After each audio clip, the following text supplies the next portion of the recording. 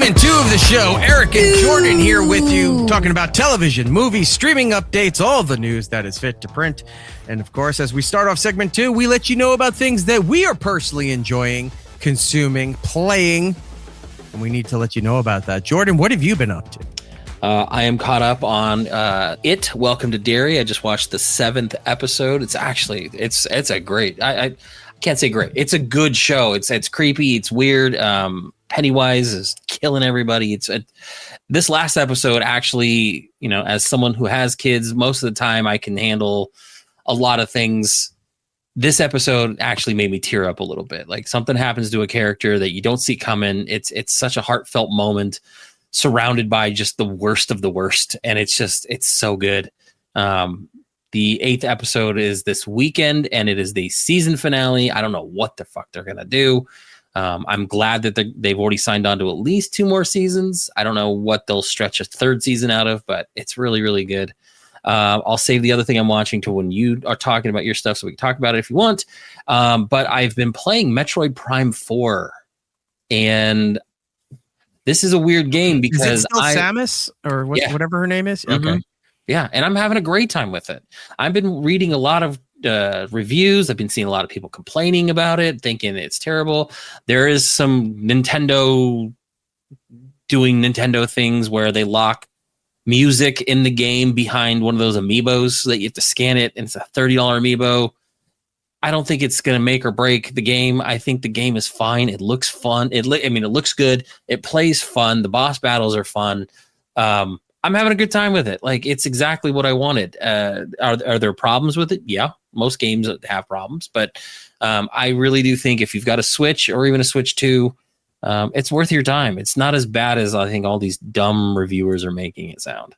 Like, I'm having a good time with it. So that's what I've been doing. The other movie I ended up watching this past week and a half, you watched. So let's go and we'll get into what you watch, and we can maybe talk about it if you want. So okay. I watched Tapawingo. That's what I watched as well. Our friend Chad Duke's movie. It was a movie. It was about an hour and a half long. No, I'm kidding. I gotta say, for the part that they put Chad in, he did very well. He did great. Yeah, he did very well. I liked. There's a scene where John Hader kicks the shit out of him, and I thought that was, I believe, the first scene he filmed. He was telling us about that. It was like first day on set. It was a fight scene between him and John. Yeah, and I thought that was very funny. I felt it was a little underpowered, but maybe that was the point. That neither one of, even though the Tar Waters are supposed to be tough and threatening, they're kind of goofish in their toughness, though. Like, they're almost like the Beagle Boys. You know what I mean? Like, yes, I didn't even think of that. Yeah, you're right. It's who they are. It's like, is a gang of toughs, but they're also kind of oafish. Or a gang of not so tough. See what I did there? Wordplay humor. Fucking nailed it. So yeah, I watched that. All right, some slight spoilers. The running over the dog thing, you saw it coming, but the fact that they did a chicken scene. Yeah. And not only did he hit it, he banked a right and then hopped a curve and drove through the park instead of avoiding the dog altogether. Right. I thought was very funny. Who were the 2 twins that were in there? I don't know. I don't think I recognized them from anything else, to be honest. They're not like the Sklar brothers or something, right? No, I thought it was the Sklar brothers, but I don't think it's the Sklar brothers. I'll look it up as we go. But like, I don't think they were somebody like big.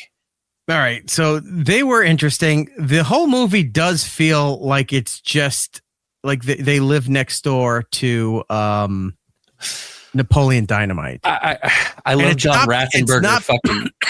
It's not because John Hader's in it.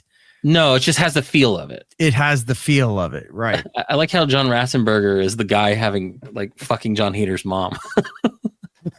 He's like in one of the earlier scenes, he's walking into the kitchen and it's like his boxers and his like wife beater. John Hader's just trying to eat cereal. He got really big. Yeah, he's a large John Ratzenberger, the last guest I had on my satellite show. Really? Mm-hmm.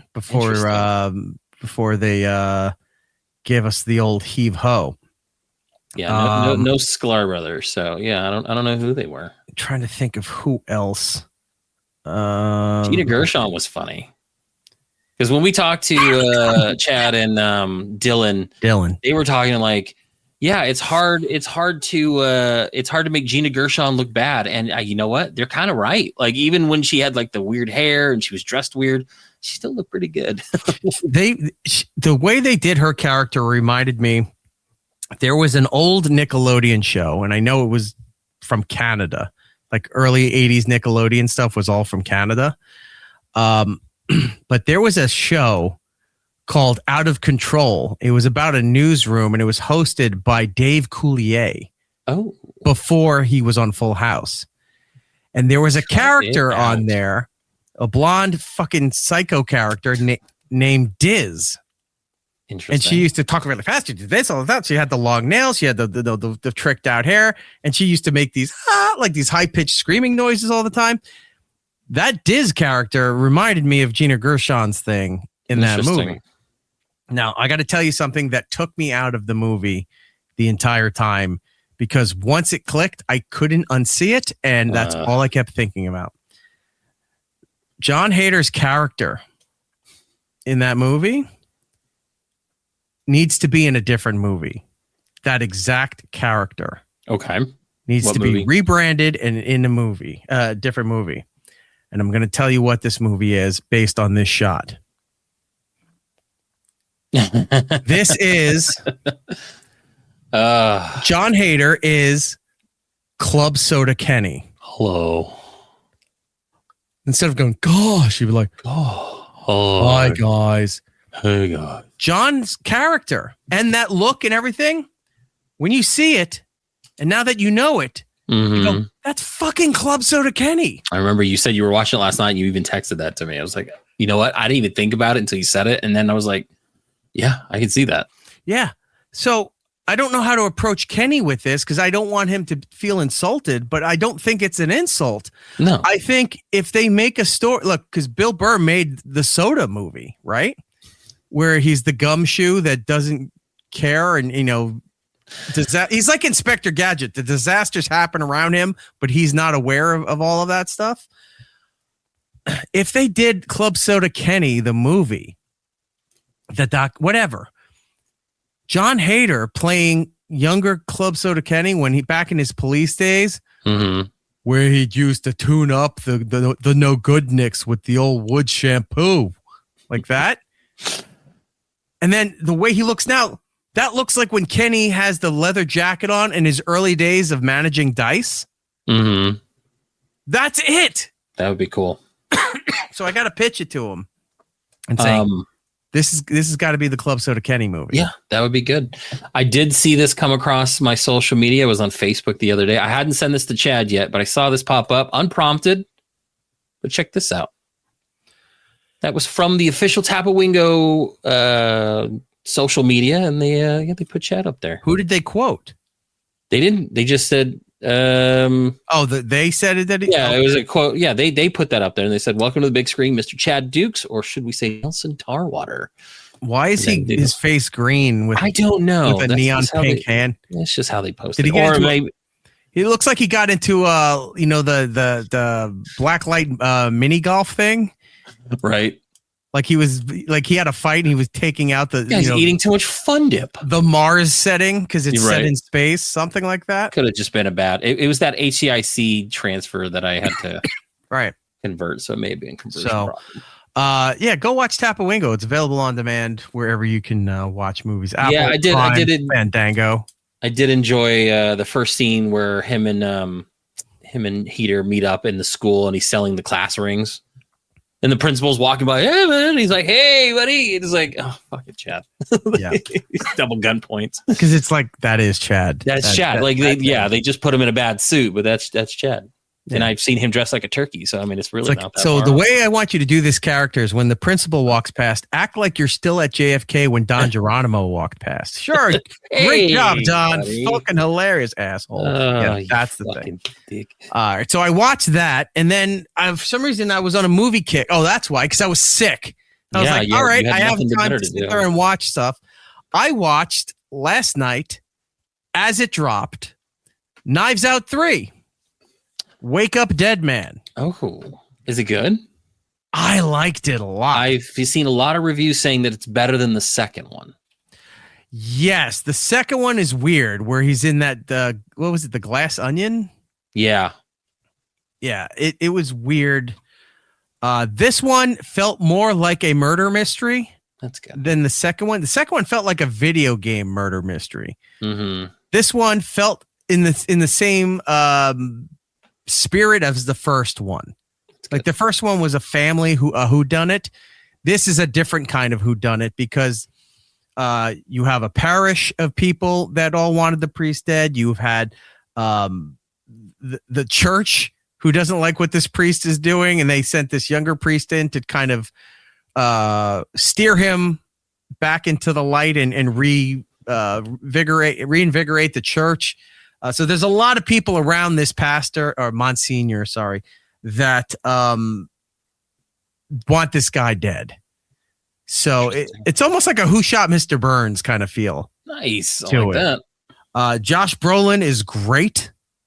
He's really good. Thomas Hayden Church is in it. He's good. Big cast in this one too. The lady who's runs the parrot, Glenn Close, also really good. Who else is in there? Who played the doctor? What's his name? Fucking Hawkeye. Oh, Jeremy Renner. Jeremy Renner. Interesting. I didn't know. Yeah, he's just douchey Jeremy Renner without the Hawkeye gear. That's so funny. He's in there. Kerry Washington. Alan Alda. I'm just kidding.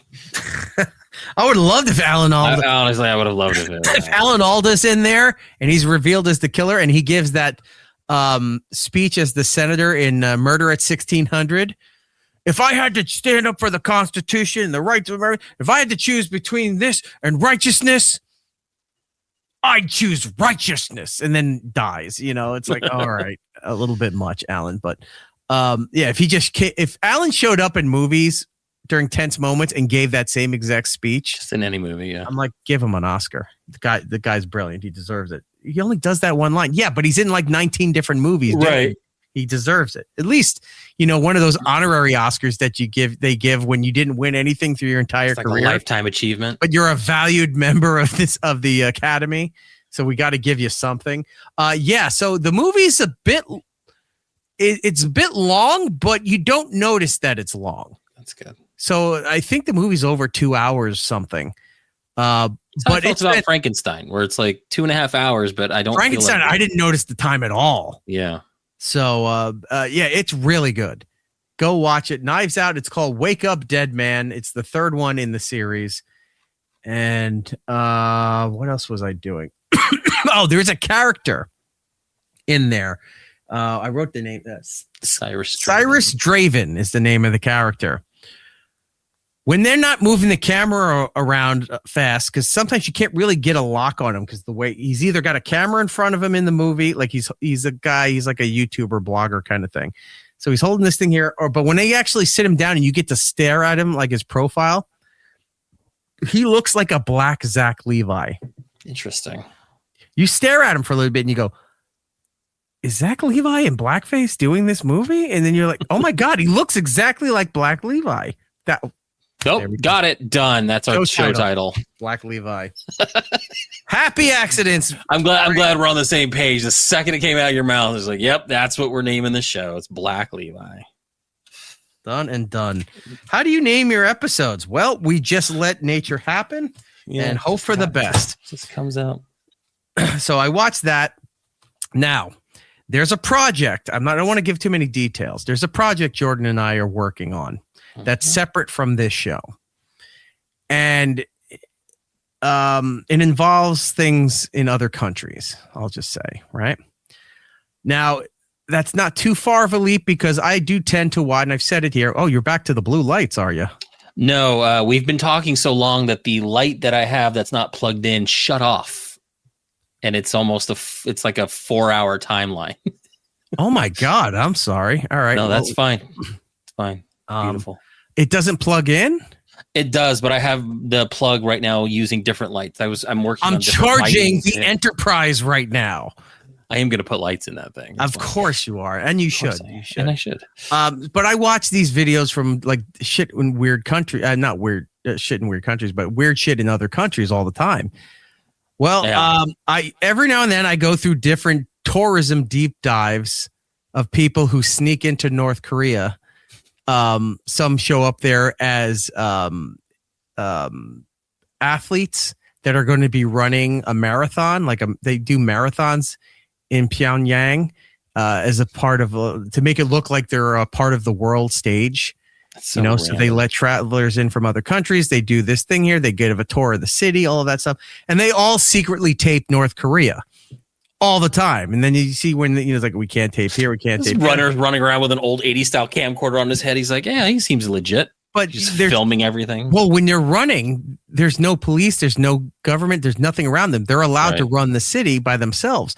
So while they're running, there's nobody watching them except the people, and they're all cheering and like sticking their hands out for high fives. All the runners have their fucking cameras and they're showing you down alleyways and all this other stuff, right? So I go down the North Korea wormhole time to time.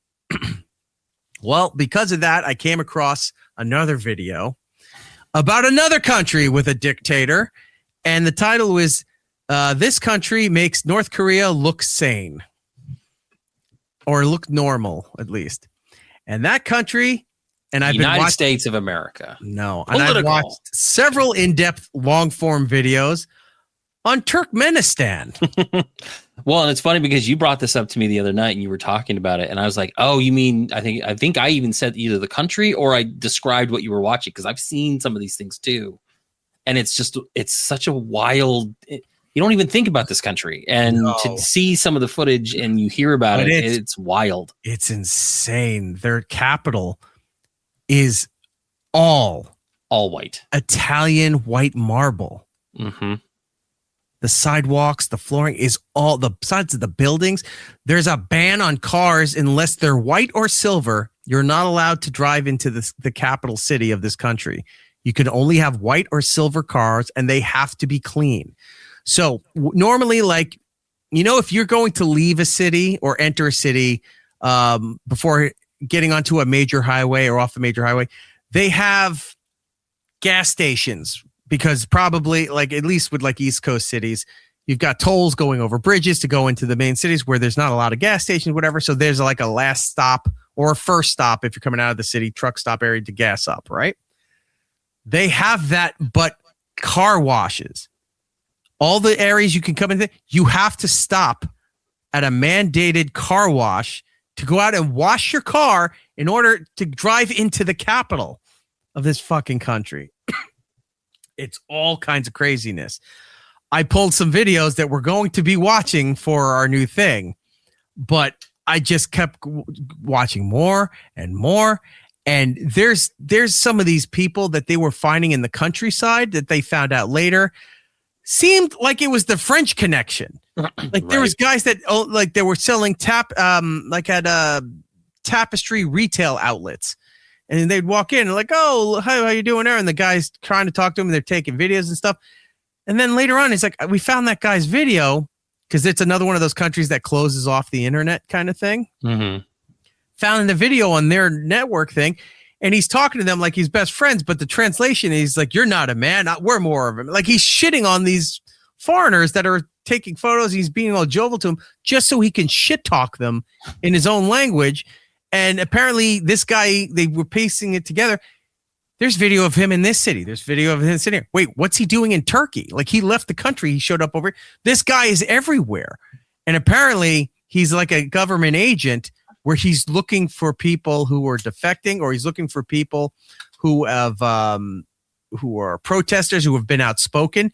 He goes to other countries to try to track these people down, to drag them back into the country so they can be executed or tortured and all this shit. So yeah, similar but way different than North Korea. But I fell down a wormhole watching Turkmenistan videos. Also, the leader of the country, obsessed with Guinness World Book of Records. Yeah.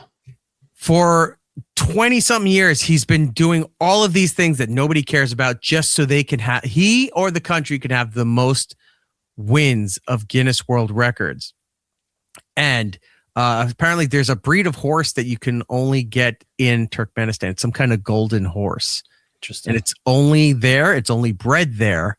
And they do not let them, unless you're like a Russian oligarch or something, they're not allowed to leave the country. It's really fucked up. There's a clip of John Oliver where he purposely ruined, I think, 3 of the Guinness World Records that this leader in Turkmenistan had, to the point that guy could not even recreate how to beat John Oliver with this stuff. And John was just relishing in it. They did a whole piece on this country. And then he's like, at the end, he'll do some kind of grandiose event to wrap up last week tonight. And just ruin. He had the Guinness people show up, and he's like building this up, builds up. And he goes, what did you say? Did you say wrap up? Moving on. Yeah, don't give too much away. Let's. No. The John Oliver stuff's not for our show. John Oliver thing was just whatever. It could come up. All right, I'm getting the sign to move on. I'm being long-winded on my own show. Got it. Out right now in theaters, Ella McKay. I don't know what that is. It looks like some like rom-com type thing. It looks like Jamie Lee Curtis is in it. I don't care. There's nothing out this week. Like I think last week was Five Nights at Freddy's. Terrible reviews, large amount of money getting brought in. So I mean, who cares? Well, that's not true, because Knives Out 3, like we said earlier, is available. It's on Netflix. You can watch it there. That series that you like that I added to my list of Record of Ragnarok. Yeah, season 3. The Sean Combs documentary expose. I don't know what it's classified as. I don't know what it is either. But it's on Netflix there as well. And The Reckoning. No, The Reckoning that's what it's called. Sean Combs, The Reckoning. Oh, I thought it was like Did He Done It or something like that. You know how much merch he could push if like he put that doc out and then had a t-shirt line ready to go the day that dropped, right on 50cent.com. Did He Done It shirts. Diddy brand, mineral oils, all kinds of stuff. Hoodies, all that. All white, so you could recreate the dance. Stanley cups that said Did He Done It on it. It's all great. Amazing. Over on HBO Max, Welcome to Derry, which Jordan loves. The finale is this Sunday, which is probably when I'm going to start watching, so I can just plow through the whole thing. You'll watch this show. So they do kind of a cold open type thing where it's like they do the thing, and then they drop the theme song and then everything, and the theme song gets stuck in your. I've been humming it all week. It's just so upbeat. And the way they do it is like it's upbeat and it's fun. It's like da da da da da da da. It's like so like 50s and fun, and it's all animated. But as the song keeps going, the lyrics are still fine and it's upbeat and fun. And this little girl singing, but the visuals start getting darker and darker, and you start seeing Pennywise in random spots. But it's still very upbeat. It's wild. Like just the theme song alone gets just stuck. It's so good. Okay, well you'll do it too. You'll start humming it. I'm sure I will. You will. That once I'll go and I'll watch it. Yep. Over on Disney Plus or Hulu. It's pretty much all the same app right now with the same interface. The Taylor Swift. Now you had the Eras Tour concert video up there. This is the final show of the world tour. Yeah, end of an era with all of this extra shit that's jam-packed, like when she releases an album and then there's 19 different versions of every single for a 6-hour window. You can only buy it for 6 hours. Taylor Swift, the end of an era. The first 2 episodes of a 6-part series. Yes. And then Percy Jackson season 2. I saw billboards online all through LA and stuff. I didn't know Percy Jackson was that big a franchise. Apparently the first season did well. I know the movies didn't. The second movie, I don't know. I think the first movie did well. The second movie was okay.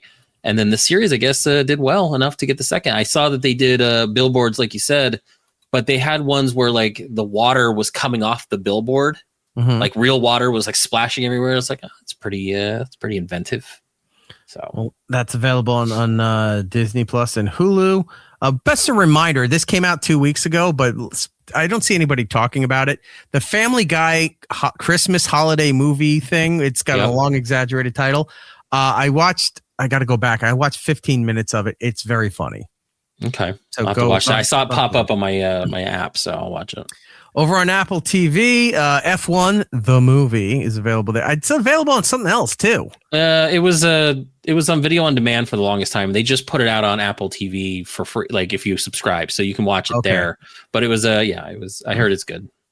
And then Pluribus, which is getting a lot of rave reviews. I think I'm going to start that soon too.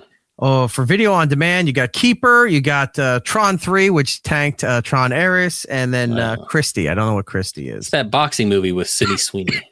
Oh, that went in and out of the theater very quickly. I think I want to watch it just to see if it really is good or bad. Yeah, me too. I'm kind of curious.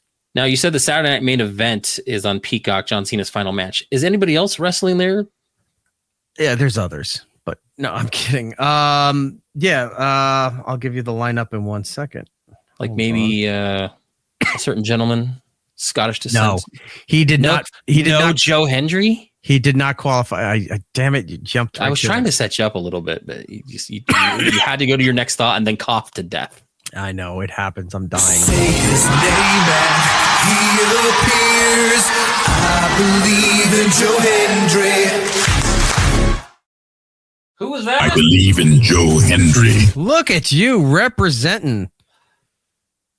You finally got the shirt in. It's the first and possibly last wrestling shirt I've ever purchased, and it's fantastic. So Fix yes, your camera. I will. Disturbing. I believe in Joe Hendry. You certainly do. On you. It actually came early. It was supposed to come after Christmas, and when they said they shipped it, I was like, "That's perfect." And then it's like, "I'm working on it. Just shush." I want to see you in perfect ratio. There we go. Thank you. Rules of threes. But yeah, so yeah, very excited. Got my own wrestling shirt. It says NXT on the back. I don't care. I like it's your first wrestling shirt. I've never purchased a wrestling shirt. I've never had the need. That's been into some to get. Yeah, it's a good one. I wanted one of the John Cena Final Farewell Tour shirts, but they just add so much needless graphics onto it. Like the front looks kind of cool, and then the back is a giant back graphic that, if you're outside in the heat for a little bit, it's just stuck to your back. Uh-huh. And I was just looking at him like, it doesn't need all this cartoonish shit on it. So never bought anything. I mean, the San Diego shirt looked pretty cool. It looked like an old baseball ringer shirt. Mm-hmm.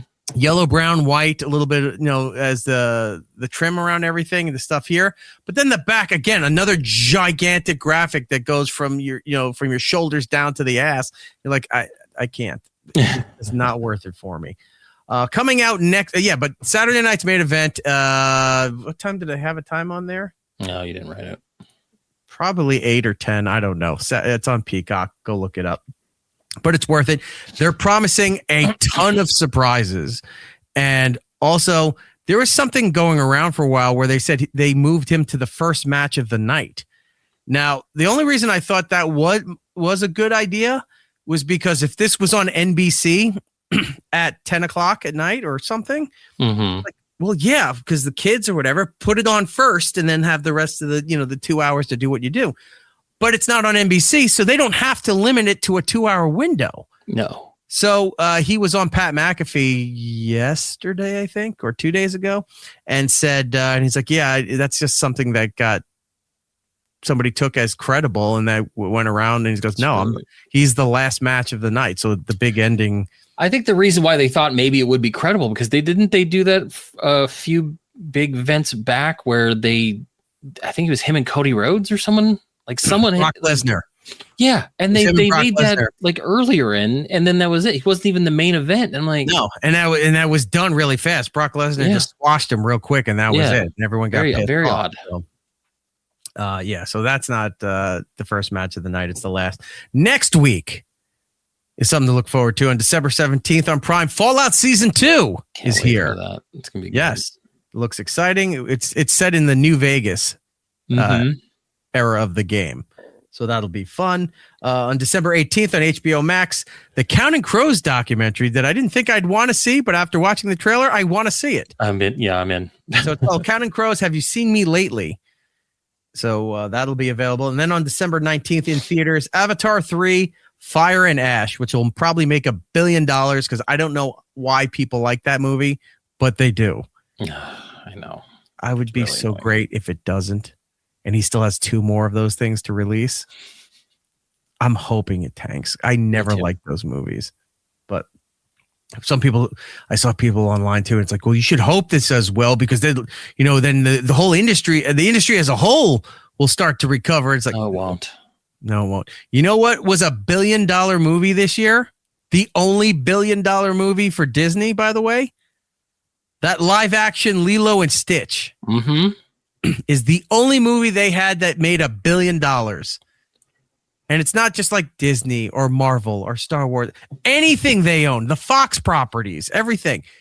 That was the one movie this year that made $1 billion. Nothing else has even come close. I know. It's weird. Superman. Oh, did it hit 800 million?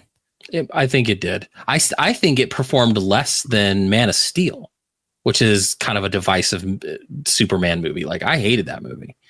But Fantastic Four didn't come anywhere close to that. No, and they said that when they launched it on Disney Plus, it was one of the lowest Marvel properties to get watched streaming for the first 2 weeks. Apparently, a mother's love couldn't save Fantastic Four. It saved the universe, but not that franchise. Oh, well. All right. Jordan, you have some information before we go to the news? I do. Look, if you're thinking about starting a podcast or looking to grow the one you already have, you need a platform that's simple, reliable, and built for creators. Libsyn is the original home for podcasters. They offer rock-solid hosting, intuitive publishing tools, and IAB-certified analytics so you can finally stop guessing and start growing.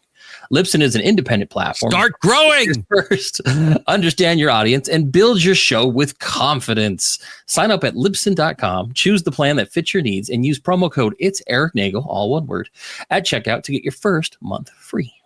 All right. Oh, one other quick thing before you start the news. Epic Rap Battles of History put out a new episode. What? For the first time in a long time. I just remembered that. It's the Red Baron versus White Death. I'm all in. So I'll have to watch that once the show's done. But that just dropped several hours ago today. Brand new episode. I don't know why it's taking them so fucking long. What are they doing in between? I don't know. They're not doing anything. Get back to work. All right, here's Jordan with the news. Some quick hits before we get into real news. Supergirl trailer did drop this week. It was boring. It looks terrible. I don't care. It looks like someone made a Superman movie crossed with Guardians of the Galaxy, but made it boring. And I don't care. None of it makes sense to me. I don't like the idea that they took Aquaman and made him Lobo. Like, there are other actors in the world. Please start casting them. We have to stop this. Sheriff Lobo. Oh, wrong Lobo. Lobo. Some news dropped about an hour before, actually, while we were doing it or right before we started, that the Doomsday trailer is supposedly going to be put in front of Avatar, Fire and Ash, which is the only reason why that movie is going to make $1 billion. And you know why? Because apparently there's going to be 4 separate Doomsday trailers, 4 teasers, 1 a week for the entire month. I'll just wait till Wednesday night. When, because openings are Friday. I'll wait till Wednesday night when all 4 of them are leaked on Twitter, and I'll just watch them there instead of going to the movies. So the supposed rundown is the first trailer we'll get is a new Avengers point of view. And then the second trailer is the Fantastic Four's point of view, then X-Men's point of view, and then Doctor Doom's point of view. So apparently that's what's happening. Whether it happens or not, I don't know. I am not going to see Avatar. I can care less about that franchise. But if that happens, that'll be different. I don't think I've ever seen that happen where they do different trailers like that. But I can tell you right now what happens is that Doom is standing in front of a press conference and he goes, every day people are just driving past my house yelling Avatar at me, and I don't know what's going on here. And it's like, I didn't hear any of the Avengers come out there and talk about how disgusting this is or speak up against this stuff. And I'm appalled. Just appalled. Imagine that's the move, that's the trailer. It's like I'm appalled. Superheroes are just driving past Doom's castle. What's his country? Latveria. They're just driving past his castle calling him a retard. It's like, I could abolish this entire universe. Yeah, whatever, retard. They just drive off. Don't you sit down with your big metal face. They fucking Reed Richards in their flying car. They just sail off. Go ahead. They just drive off. Reed Richards keeps his finger there. Just his arm keeps stretching, but he just keeps flipping off. Like, was that necessary? I mean, the retard was terrible enough, but the elongated middle finger. I know, just was not necessary. Wait, now this Pakistani chick can do that too? How does she have that power? Right. Go ahead. So last week we reported that Netflix was in the top running to buy Warner Brothers. Well, right after we ended the show, it broke that Netflix has indeed won the bid to buy Warner Brothers for $82 or $86 billion. Right after that, the next day, they started sending emails out to subscribers saying, hey, this is what happened. We're going to do it. Yay. Well, that may not be fully what's going to happen. So this is just a quick rundown because a lot of shit has happened. And I want to point out, too, by the way, I'm glad if that doesn't go through. Not because of how everyone's saying this is going to ruin Hollywood and ruin theaters. I don't give a fuck about theaters. I don't care. My problem was right when they put that announcement out is when they also said, oh, yeah, you can't stream Netflix from your phone to the TV anymore. Yeah. And we threw that in with the announcement that good things are coming when we buy Warner Brothers. And now if that doesn't happen, you know what everyone's going to remember you for? You failed to buy Warner Brothers and you took the streaming off the app and everyone's still going to hate you. Well, and here's the other bit about this. I was using a family member's login for HBO. Okay. I went to go watch some HBO. And the day after they made the announcement that Netflix is buying it, guess what doesn't work at my house anymore using somebody else's password? Netflix. HBO. Oh, okay. And I'm like, oh, that's hilarious that happened. So I ended up looking around. I ended up bundling HBO and Netflix with my Verizon account, which is actually, I'm only spending $3 more than what I was just paying for Netflix. So I should have done this a while ago, but it's just, I find it ironic that they say we've bought this and all of a sudden HBO starts cracking down on people sharing passwords. A company notorious for saying, I don't care if you steal our product, you're still watching. That's why Game of Thrones is so That's popular. why they search with college audiences and internationally. It's like, we're all about this, share away. And then all of a sudden, yeah, we're not. Once they all Not subscribe, so then they locked you down and go, yeah, you're not, Yeah. you can't do that. So anyway, so right after that got announced, of course, Paramount very upset. And they have put in a $108 billion hostile takeover bid to include, let's see, Paramount's offer includes funding from Saudi Arabia, Qatar, and Abu Dhabi wealth funds, backing from Jared Kushner's affinity partners, something similar to what they're trying to do with EA, which is a problem, which is why some U.S. representatives are concerned about Paramount's takeover offer for Warner Brothers being backed by sovereign wealth funds of Saudi Arabia, Qatar, and Abu Dhabi. The Saudi Public Investment Fund is controlled by Crown Prince Mohammed bin Salman. According to the representatives, U.S. intelligence agencies have conclusively implicated Prince Salman into the brutal homicide of Washington Post journalist Jamal Khashoggi to suppress dissent. So, of course, because now you've got foreign entities trying to buy Warner Brothers, that's when the government's going to get involved. I also think the government's going to get involved heavily because of Paramount, because of the Ellisons having a ties to Trump, and that's how Skydance ended up getting Paramount. There's a lot going on to this. What? Sorry, I didn't mean to step on you. Go ahead. Okay. No, I was just going to say, I mean, it's just one of those things where I think, and you had pointed this out to me, Netflix, I don't think was very serious about this. I think they did this knowing what the response would be, and it's going to tie up a lot of things. Well, people were speculating, and then everyone saying, no, that's preposterous that Netflix got to that point, and then it prevents Paramount from doing anything with them for like 2 years or something, right? Renegotiating. Yeah, it's going to be tied up for a while. Right. I don't know if that's the case, but how funny would it be that America had to take TikTok away from China, and then China steps in and they buy Warner Brothers away from the United States. Well, now there are movies now, you sons of bitches. Yeah. So Warner Brothers responded to Paramount's unsolicited takeover offer to acquire all of their outstanding stock for $30 a share, saying it will review the proposal and issue its decision within 10 business days. That was, I think, Monday. Netflix CEOs assured theatrical releases will still happen with modified release windows. Bob Iger has jumped in saying there's possible regulatory concerns with Netflix's proposed $83 billion takeover of Warner Brothers. And then during a press tour to promote the same movie he's been making for the last 15 years, James Cameron remains leery on Netflix Warner Brothers marriage, particularly as the impact of theatrical business and the window in which they will be releasing. So a lot of people are weighing in. There's a lot of people that hates it, especially in the Netflix arena. I don't have a lot of people yelling about the Paramount version of it, mainly because their app sucks and no one cares about Paramount. I think it's wild that we're going to end up just with 3 companies at this point. 3 companies are going to own everything. And that's what's going to be a problem. Prices will not go down like people think they will. Prices will only go up, and it'll be a problem. So, can I just interject one story? You may.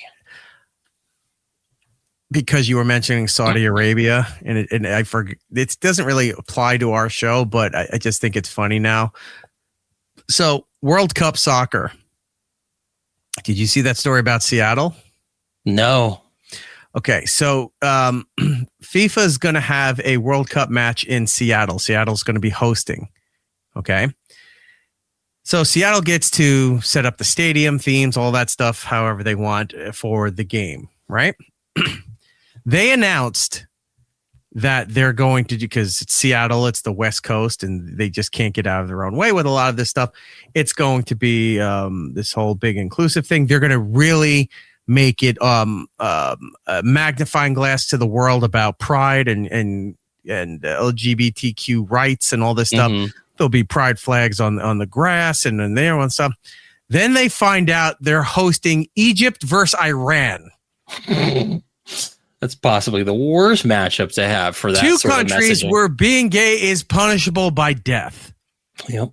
Now, not saying that there aren't gay people in those countries. We all know they are. Some of them are the religious leaders. Some of them the government leaders. Some of them are just influential people, and the people look the other way. But if publicly accused or spotted, whatever, you get tortured, beat up, or worse. So now the countries are filing complaints with FIFA to pull out of Seattle, because Seattle announced what they're planning to do for the theme of the game before Seattle found out who the countries they were hosting at all of this. So now it's a big to-do, and Seattle is not budging. Now, okay, fine, but you're going to cost your city millions of dollars, not only in lost revenue from people coming in, because it doesn't matter the country, people from all over the world go to FIFA games, right? But also the penalties for causing this to happen, to have the playing countries pull out of protest by the doing of the host city. They're going to get fined if this thing doesn't get resolved. So they're going to cost them the city more money. Wow. By doing all of this, then hosting the countries there without the heavy pride stuff, being front and center all on the field, all of this shit here, and the money they would make from the revenue coming in. I just found that to be very funny. Yeah, that's wild. They put the cart before the horse, and then they're like, oh, who are we hosting? Egypt versus Iran, where being gay is punishable by death. Oh, whoopsie daisy. Well, I'll keep an eye on that and see how that all works out. But anyway, go ahead.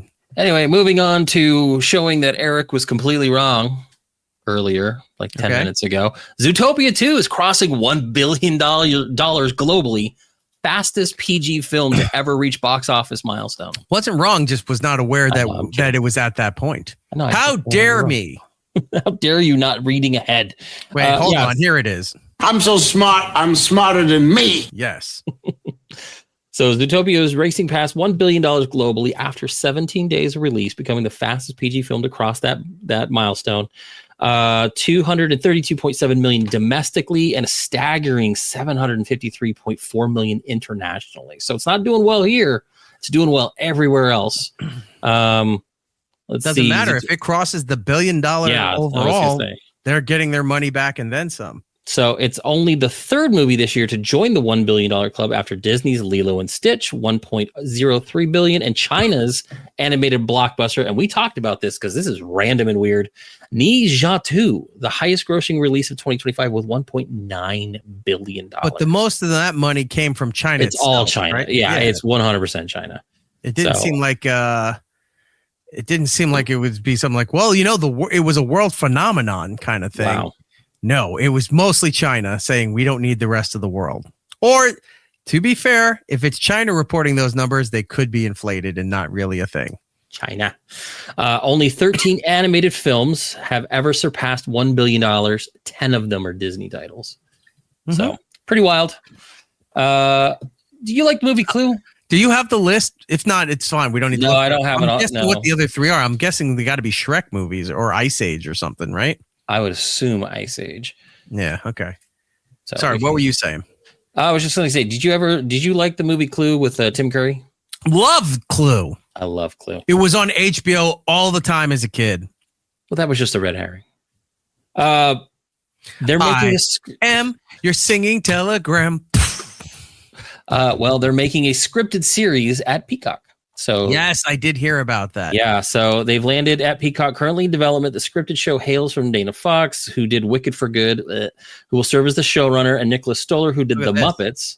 Leave it in the chat there, DJ Electrify. Clue is one of my favorite movies of all time. You cannot be, I don't know how old you are, but you can't be from like our generation, like older than us probably didn't latch on to Clue, but our generation and maybe one of my favorites, 5 years younger than us, loved that movie. It was on all the time, but you enjoyed how ridiculously silly that movie is. I always do flames coming off my head. I love that movie. But then it would be 1 plus 1 plus 2 plus 2 plus 1. No, then it would be 2 plus 1 plus 1 plus 2. It's like going back and forth into. It's just so. It's just a. Now I'm gonna go home and make love to my wife, and then you. See you later, alligator. It's like that's how the movie ended. Oh, so good. Yeah, we got three endings, and that was the last one. Oh, so yeah. Anyway. Oh, so yeah, they're doing a scripted show. Ryan Reynolds intended to make a Clue movie back in 2018. At one point, Jason Bateman was set to direct, but the Ozark schedule got in the way. James Bobbin stepped up. Some combination of everything kind of got in the way. So they're going to actually just do a series instead of a remake. They could still do a Clue movie.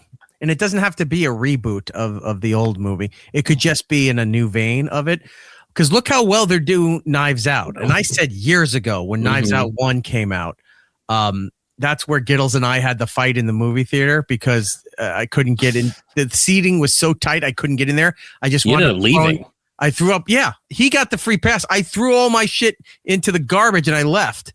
But anyway, that's not the point. I said when I watched Knives Out 1, it felt very Clue-esque. Mm-hmm. And there's another movie that was out somewhere around that time that I said also felt like it was in the vein of Clue. Like the people who either directed the movie or wrote the movie were probably fans of Clue because it had those elements where it felt like it. Mm-hmm. So if we see successful movie properties that are in the spirit of Clue, I think if the right people are there and they don't go fucking, nepotism or diversity casting where it doesn't make sense and do Clue the right way, I think it could work. I think so. Doing a new Clue movie now is perfect because it's 40 years removed? Yeah. Right? Well, 40 years, almost 40 years removed from the original movie. Well, all right. Do another Clue movie. That would be good. And Ryan Reynolds, who would you put him in there? Would he be Professor Plum, or would he be no? I can't see him as the Tim Curry role as Wadsworth. Oh, I don't know. Well, yeah, I don't know. Wadsworth maybe, but whatever. I want to cast the new Clue. We should do that. And I remember reporting on this a while ago, and it made me upset. And then I forgot about it. And now that it's actually coming out, it made me even more upset. Keke Palmer's The Burbs remake series is being released on Peacock. All 8 episodes of the mystery comedy series, which is inspired by the 1989 movie of the same name, will drop on Peacock on February 8th. They did release a trailer. I'm not watching it. Jack Whitehall, Julia Duffy, Paula Pell, a bunch of other people I've never heard of are going to be in this. This plot it follows a young couple who have reluctantly relocated to the husband's childhood home. Their world is upended when the new neighbor moves in across the street, bringing old secrets of the cul-de-sac to light, and new deadly threats shadow the illusion of their quiet little neighborhood. Wait, did you say Julia Duffy? Julia Duffy. She was heard the that name blonde. forever. She was the blonde girl on Newhart, right? I believe so. Wow, I didn't know she was still doing anything. Apparently so. Okay. I just didn't need it. This didn't need this. Who's I going to don't be? care. No, I'm with you, but who's going to be the shithead Corey Feldman role? Probably Corey Feldman. They'll just put him back in there. What if they sitting on the roof going, "Oh man, I love this neighborhood." What if Corey Feldman is now the Klopex, the guy burying bodies? No, the old guy. What's the guy name? who gets killed with the dog?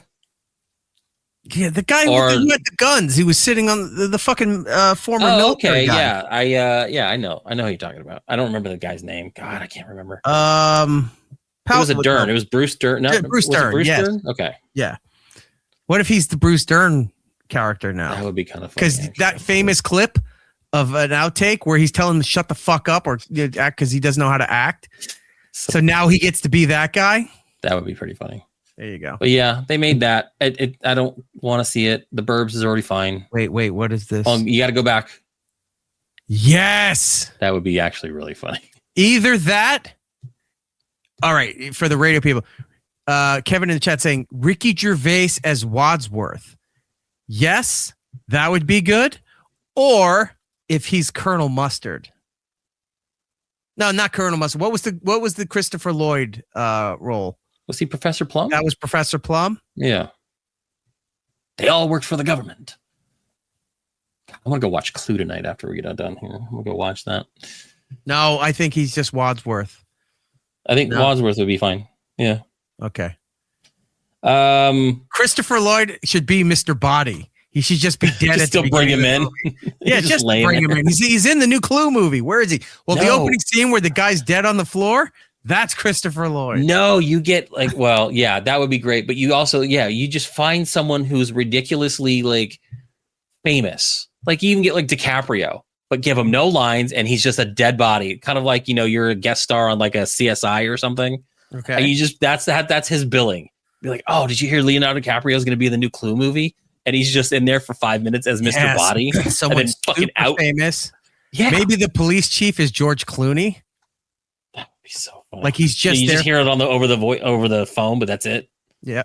That guy. Oh, okay. That would be really funny. Who plays the singing telegram then? Sabrina Carpenter? I mean, maybe. You need a pop star. Or Taylor Swift. The other girl was the other lady was from the Go-Go's, right? Yeah, it was Jane Wiedlin. Yeah. That would be funny. Miss Scarlet, Sydney Sweeney. Yes, 100%. Dye her hair red. I don't think you need to have it red because was it red in the No, original? but that's the thing. You dye her hair red to match the dress. Yeah. And then she looked more like Jessica Rabbit at that point. Well, she could play that too. Warner Brothers got that property back. Sydney Sweeney's going to be busy for the next 5 years. Yeah. If we're casting her and all this stuff. Well, she won't be in this, even though it would probably work. Holes, a property that was written by Louis Sakhar, that had a 2003 movie with Shia LaBeouf. They're not making the TV show like they thought. So the new Disney plot was supposed to be a gender bent, following a teenage girl at a detention camp instead of a boys' detention. Shea Rudolph was set to play Haley, the lead role. Greg Kinnear was going to be the warden. Good. Cancel it. Don't stop doing this. Stop gender bending. Stop race swapping. Stop remaking things. This is why this is annoying. I'm glad it's canceled. Didn't need to be made. So, and then we're going to end it here. Did you ever watch any of that Chad Powers show that was on Hulu? Tapawingo? No, Chad Powers. It's that guy who his name sounds good in your ear, and when you hear it, you should never feel. Oh, that's Max Power. Sorry. No, I don't know the Chad Power. Yeah. So, God, who was the guy? Glenn Powell stars as a ex-college quarterback who they put him in a lot of shit. He's in everything now. He's this year's Pedro Pascal. He was in some. Who was also this year's Pedro Pascal was Pedro Pascal.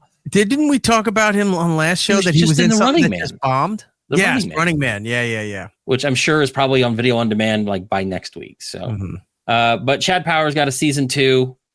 He plays a disgraced football player who gets a second chance at his dream, going incognito as Chad Powers, a player for the South Georgia Catfish with the help of prosthetics and a very unique accent. I've seen clips of this show.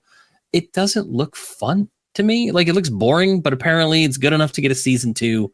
over at Hulu. That means it's a tax write-off. They had. To I'm dump sure it on is. that. Yeah. They owed him a favor, I guess. So they're really pushing that. It's based off of like a thing Eli Manning was doing where he would disguise himself in prosthetics and go try out for like football teams and things like that. But I don't know, whatever. I got some game awards stuff that we'll cover next week. I'll put a lot of gaming stuff together right before Christmas for all those who want to buy digitally. Maybe we'll put together some Steam sales that we all enjoy and love and go over, but and maybe we'll do some of that. So. All right. Some notes for you to add to all the other notes. Yes, please, if you could. You got it. I found a game. I can't remember it. I'll look through my search history. There's a game because we looked at that one game that you bought where you could date everything. Date everything. Something else showed up as a suggestion, and it's something about fucking your neighbors. And like I'm watching the trailer, I'm like, what is this thing? And then all of a sudden it's like the girl's just naked in your window outside of your house. And like you start doing all this. I'm like, I got to tell Jordan about this, and I forgot to write it down. But remind me, whatever the naked game is. Fuck neighbor game. Thank you. That's an even better description. There's that. You have the gamer stuff there too. Yeah, we'll put some more game stuff together. Also, maybe do some trailers. Yes, that works. I have clips that are what if some games were made in real life? What if some games were real life? Very cool. So we'll put that there. Also, I have clips. I have the list. I got to pull them. They did like the streamer awards. Okay. This past week, and apparently it was a gigantic shit show. I don't remember hearing about it. So yes. Well, here's the problem. Some of the streamers that were like hosting these women were roasting the audience like they were celebrities or they were comics, and we're saying they were like gay bashing and race trashing a lot of the other streamers while this whole thing was going on. And I was seeing people comment and go, what the fuck's going on with this stream? And these are very like, I don't know who they are, but apparently they're very well-known online streamers that are just shitting on other people in the most horrific ways. Well, that should be fun. Yeah, so let's put that on there too. So next week, we're going to do video games, streamers shitting on everybody else, and we're going to hit up our Spotify and Apple Music choices since we didn't do it this week. And the YouTube one. That'll be next week's wrap-up of the YouTube for this channel. Sorry. Christmas seasons. Yes. So. And then, yeah, well, also we have to figure out our 10 list off air. Yes, because we're going to do our music show. For the last episode or first episode of the year where we bring back E-Rock Radio. And that's a series that Jordan and I get off the online stuff and go back to good old-fashioned music radio. And we put out a special where we play our top 5 or top 10. I don't remember what we did. I think we did top 10.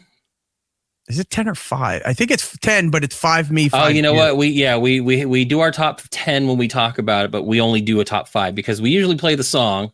And then, you kind of scrub it a little bit and release the scrubbed version later so we don't get copyrighted. Right. So we're going to put that together. There's a lot of stuff to come. Yeah. And we only have like literally 2 weeks left of the year. So you're welcome. I've got to leave the state and still do a show. We got to put stuff together. We got the third part of our trilogy, our epic trilogy of Todd Pettengill coming. So there's that. And then, it's going to be a fun next couple of weeks for y'all. Well, Jordan, while people are going to find all this content and try to support us, why don't we do the plugs? We go over to you and you tell everybody how they can do that. Well, if you want to go over to Instagram, push that button. There you go. X and YouTube at Jinx Ronan, Twitch at Jinx Ronan 79. If you have an Amazon subscription, you'd like to support our show over on Twitch, it's Eric Nagel. Use your free month. Go over there, hit the little button, subscribe for a month. Keep doing it. It helps us out. It costs you nothing extra, and we greatly appreciate it. All right. For me and for everything involving this show on social media, at It's Eric Nagel. If you're listening on the iHeartRadio app, do us a kindness. Put us in the #1 position on the presets. If you're on Apple or Spotify, any of those places, you can go over there and do us a kindness. Leave us a positive review. It does help out the show. You can join us live each and every week as we do the live show here on Twitch and on YouTube. Go and hit like and subscribe to those channels because they'll notify you. Usually it's on Thursday nights when we do it, but for some reason, we got to make schedule changes, and we didn't get an accurate enough window of when it was going to happen. If we just pop on, if you didn't see social media updates or any of that stuff, it'll let you know that we're live, and you can come and join us when we do so. And if you can't do any of that stuff, you can only watch it whenever you get around to it. The YouTube channel is the place to be. Subscribe there. You get the full shows. You get the best of clips. You get all of that stuff. And coming soon, I know we've been promising it, the memberships, they'll be happening. Stuff has been loaded in the background. I just got to look. It's been a busy few weeks, and the band's been vomiting for days. I know. What more do you want from me? They want the content. That's what they want. And then you go into the holidays. We're going to try to get it done as soon as possible. Look, you probably don't even have the money right now to do it, so don't worry about it. Give it a few weeks, and then you come around like, yeah, I can do $5 a month. Now that the bills are paid, I can do all of that stuff. Anyway, that's where you get everything. All right. All right. Let's see what we got here. Great show. The boss is going to fire you, but my review saved your job. Fantastic. Put that in there and tell iHeart that. Tell them they had the wrong K-pop acts for New York. Correct. And that Korea was right to mock them online. Don't pull. Well, I've told worse to them. I've exposed inner documents I shouldn't have had. Drive by their house and use the R word against them. Yeah. Hey. No, don't do that. Please don't do that. All right. Until the next time, everybody. Be excellent to each other. And we'll be seeing you. It's Eric Nagel. To settle something once and for all. Now, please listen very carefully. Die Hard is not a Christmas movie. Alas, we're out of time. Follow It's Eric Nagel on social media platforms. For ways to watch and listen to the show, or join us for the live shows, head over to itsericnagel.com.